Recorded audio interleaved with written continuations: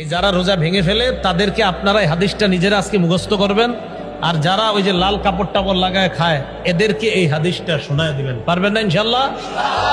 বাংলাটা মুখস্থ রাখতে পারবেন তো? বাস শেষের অংশটা মুখস্থ রাখলেই চলবে, শুধু শেষের জায়গাটা মুখস্থ রাখলেই চলবে। আমি বলছি মন দিয়ে শুনবেন।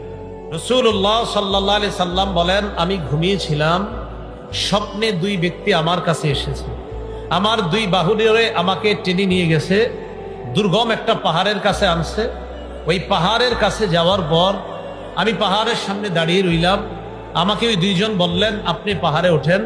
আমি বললাম, আমি উঠতে পারবো না।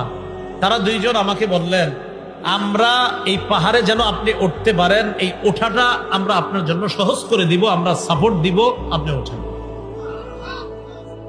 রাসূলুল্লাহ সাল্লাল্লাহু আলাইহি সাল্লাম বলেন, ফাসাইদতু, আমি পাহাড়ে উঠলাম। ফাইদা আনা বিকাউমিন মুআল্লাকিন বিআরাকিবিহিম মুশাক্কাকাতিন আশদাকুহুম। যাইতে যাইতে হঠাৎ আমি একদল মানুষের সামনে গেলাম, তাদের দিকে তাকায় দেখলাম পাগুলা উপরের দিকে বেঁধে রাখা, পাগুলা বেঁধে রাখা, মাথা নিচে। আর কি দেখেন? পা উপরে মাথা নিচে। মুশাক্কাকাতিন আশদাকুহুম, এই দুই পাশের যে দুই গাল, এই দুই গাল করাত দ্বারা চিরতেছে।